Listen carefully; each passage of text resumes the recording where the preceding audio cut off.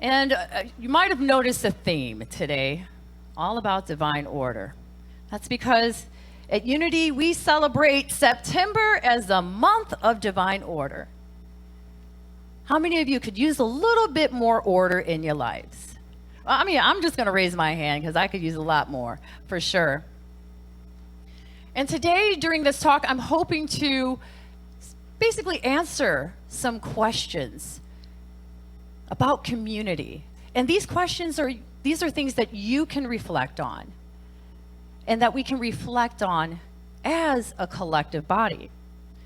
They are, why is spiritual community important? Why is it important for me? Why is it important to you?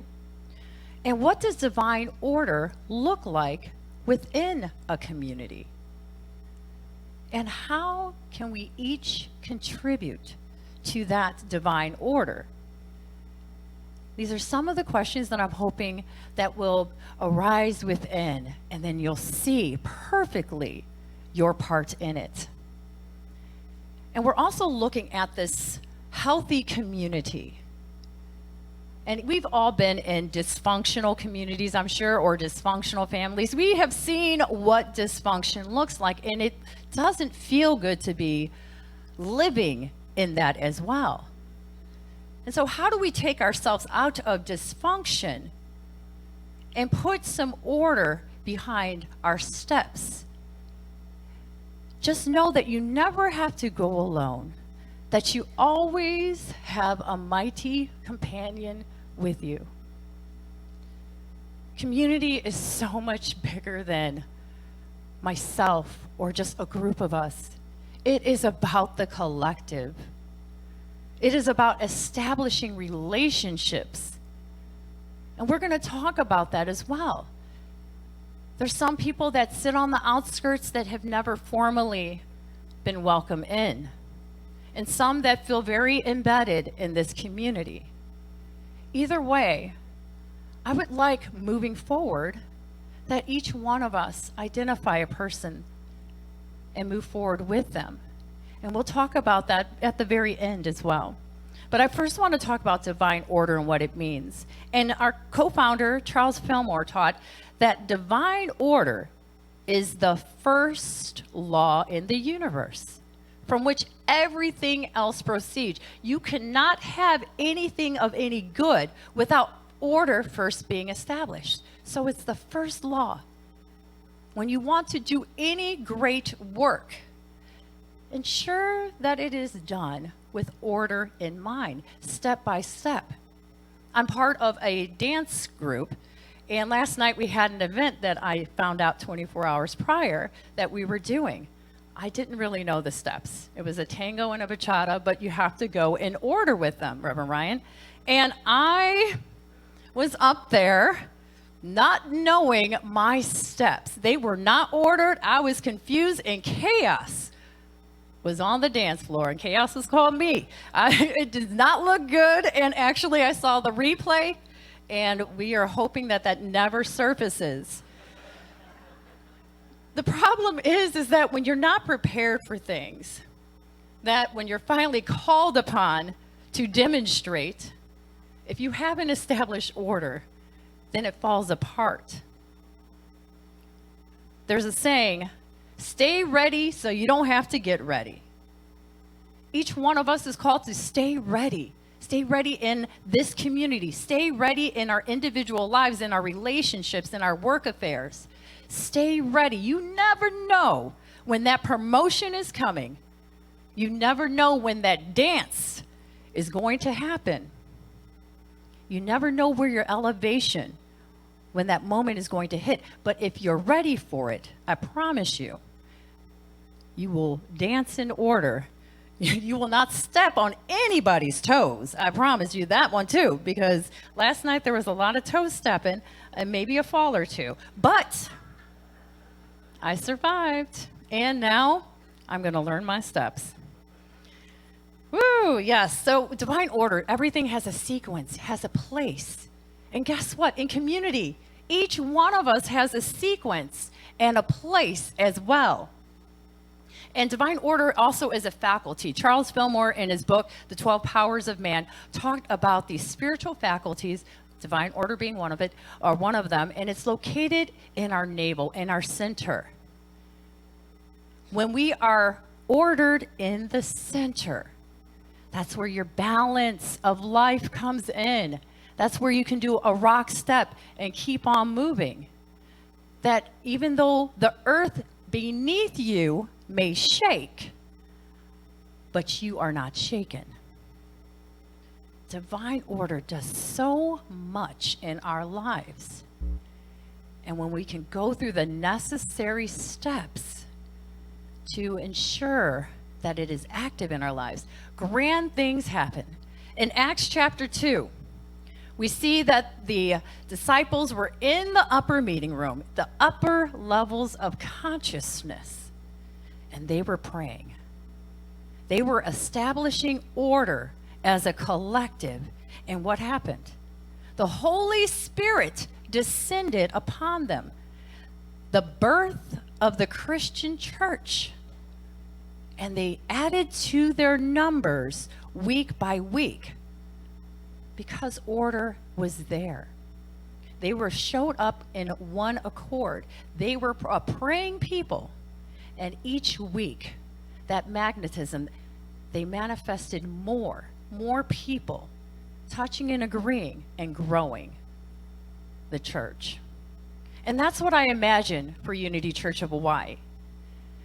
That we have this membership covenant that each one of us signs that are members. And I know there's a lot of different things on that membership covenant, believe me. I've been told that it needs to reduce and that it's just a lot to follow. But these are agreements that we make in community. Could you imagine just walking in somewhere and there are no boundaries? What does that feel like? It doesn't feel safe to me if I can go somewhere and then anything and everything can happen and there's no accountability. And that's what our agreements, our covenant, membership covenant, calls on us to be, is accountable. I'm accountable not only to the board and to the staff, but I am accountable to the congregation. You should be able to know that my yes means yes, or that my no means no. And I should be able to count on you for the same. That when I say I'm going to do something, and I have time, then I will do it. Now, I try my best, okay? I'm not 100%, all right? I think it's 93.6. But I'm trying my best based on the resources, and I know each one of you is doing their best as well. I recently, and I just thought of this morning, I was telling Reverend Ryan about this, that my topic changed a bit because this summer I went to Portugal, and I wasn't supposed to go to Portugal. I went to Portugal because plans changed with my sister. So I'm like, you know what? I'm going to go to Mackay, my son Mackay, his favorite spot. He loves this one show called the 100-Foot Wave, and it is in Nazaré, Portugal. And I'm getting excited. I'm making plans and everything else. I meet him at the airport in Lisbon. He gets off the plane. I'm like, oh my God, Mackay, we are finally in Portugal together. We're going to Nazaré. And he wasn't excited. I was like, why isn't he excited? And then, we're driving. It's about an hour and a half drive. And I'm like, the McNamara's, maybe we'll run into somebody, Garrett or somebody like that, a famous big wave surfer. Because this is a place where you go if you want some big wave surfing. The best go there. It's not the season that we went to see the 100-foot wave. But I thought it would be really cool because Mackay just loves the show 100-foot wave. And I wanted to introduce him and be in real life to the show that he loves. We finally show up, and I still noticed he wasn't excited. So I said, what's going on? Don't you want to be here? He's like, yeah, I guess. I'm like, you always talk about this show. I thought you would want to be here. He's like, I've never seen the show, Mom. And I had seen the show, and I imagined because he liked surfing that he loved it and saw it and everything else. I had made up a story. To this day, I feel is true that he loves the show. Planned an entire summer's vacation around it. and flew us out there only to find out that it was a story running on in my head. He was excited after a while. He saw the big waves. They weren't 100 feet, and he wasn't allowed to go in them too deep. But there was something in me that put the order of happiness out of it and placed mine in front of his, and then imagined that his happiness was my happiness. I don't know what happened there, but there was a lot of things that I learned in Portugal as well. I also had planned that we were going to save money. Who doesn't like to save money? I got an apartment. I'm like, we are going to go shopping as soon as we get there. We buy all of these groceries, Thomas, all of them, the whole store. And we ate out every single night.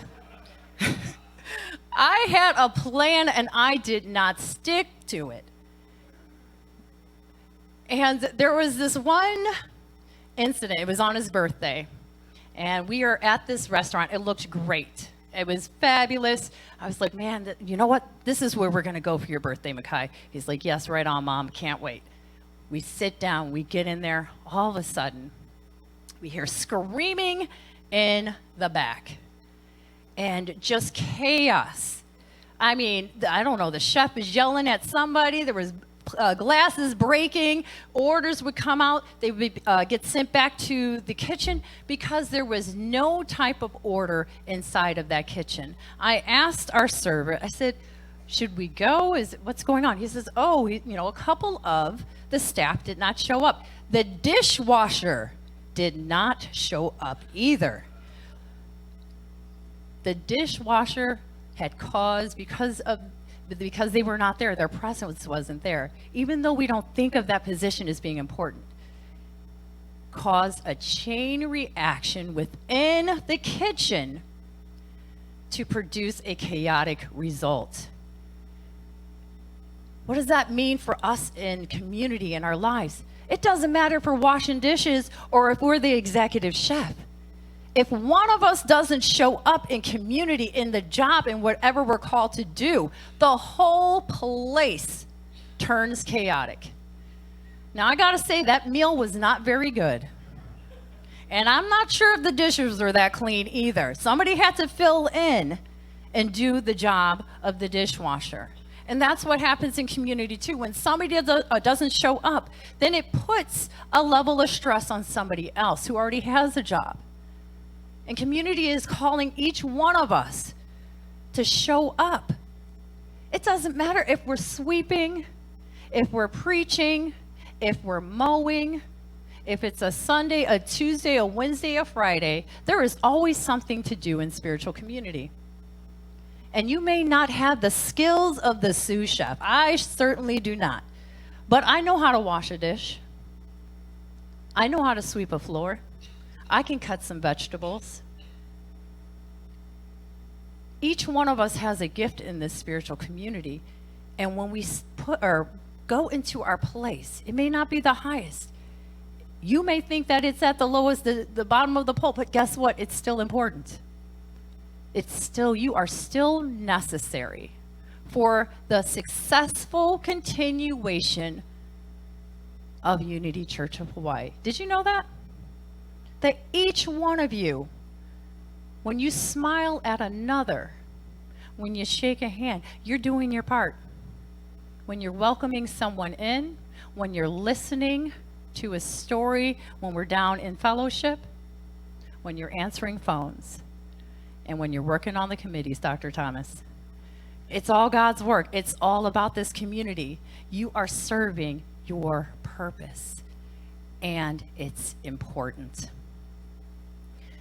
When we're out of order in community, it starts to look and feel distrustful, suspicious. If it looks like somebody's doing too much, ask yourself, am I doing enough?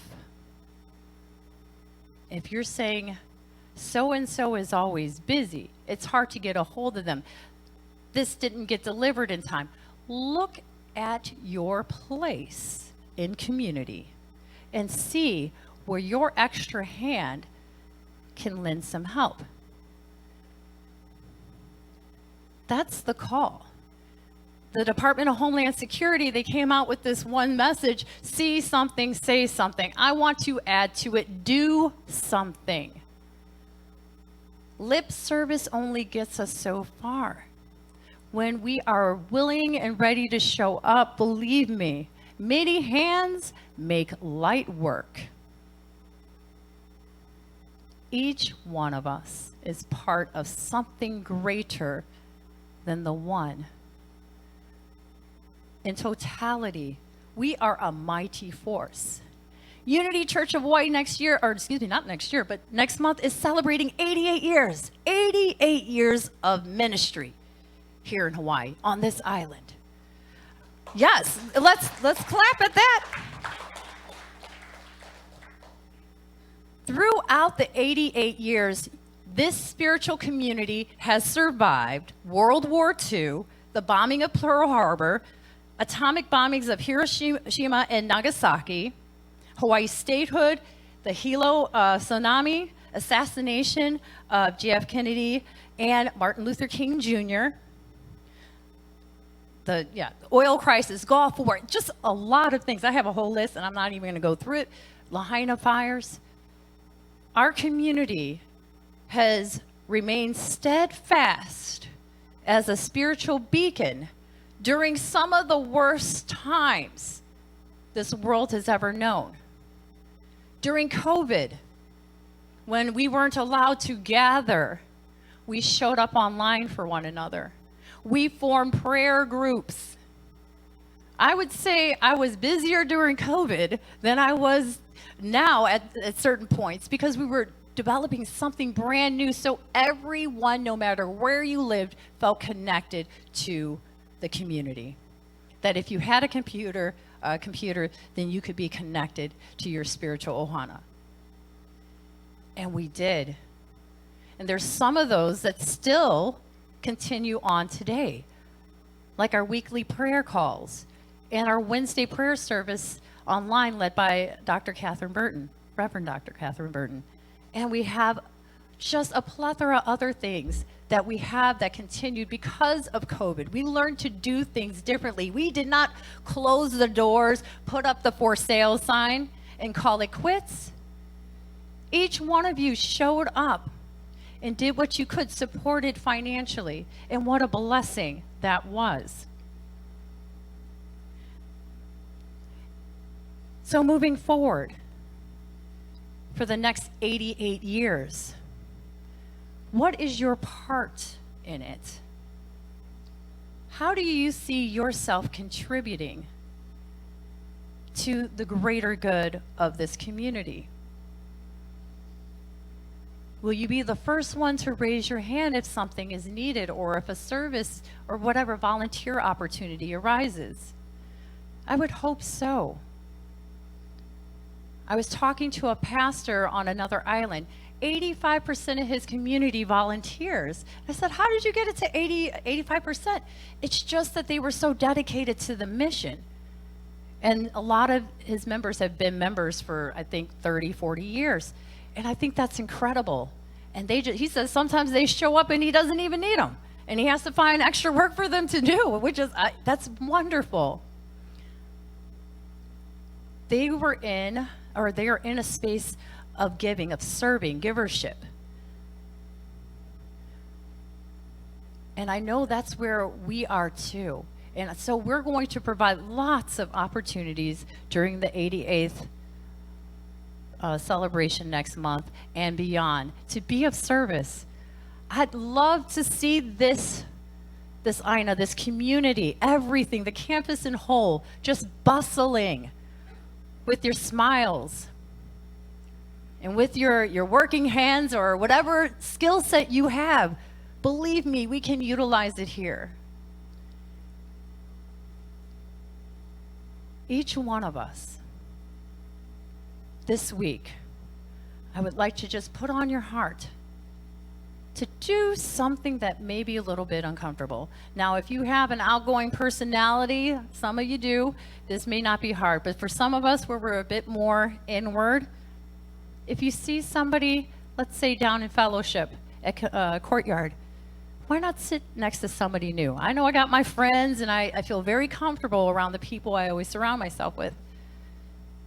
Maybe sit next to somebody that you haven't spoken to. Or listen to a story from somebody. Ask them about their transformational story, why they decide to call Unity Church of Hawaii their home, or why they show up. There are so many great nuggets of truth in this community, why people continue to stay and continue to pray here. And I bet you if you heard them, you'd be inspired as well. And if they heard yours, you'd be inspiring people in this community. So I also want you to share your story. I had something written down because somebody said, well, they shouldn't do that because it's rude. I would say you would want to share your story in a way where you're sharing your faith, but not strong-arming somebody into it. Believe me, this will sell itself. New Thought spirituality is such a gem in this world.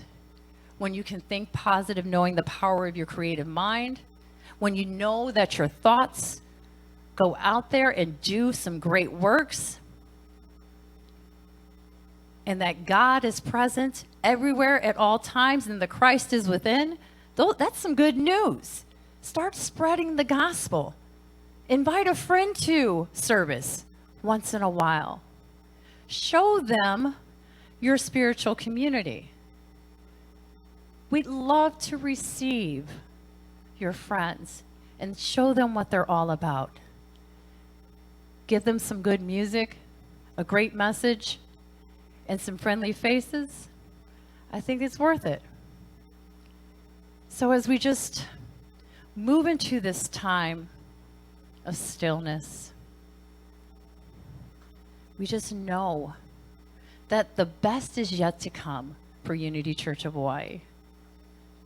That we are unity. Each one of us has a beautiful gift to share, not only to this spiritual Ohana, but to the world as well. That we're here for a sacred and holy purpose.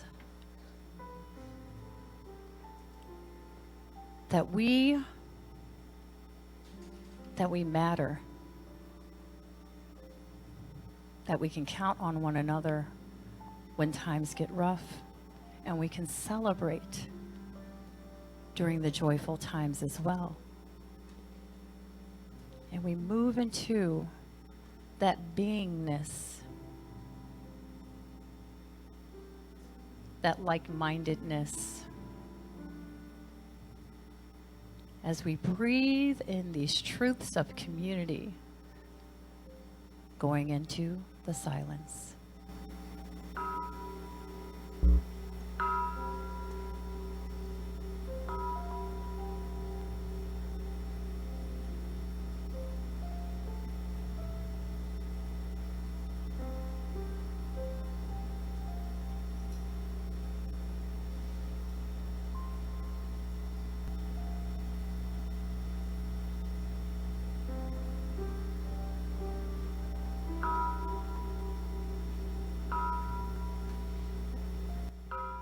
Taking a breath, knowing that we are amongst friends, that we have found our tribe, our people. Thank you, God.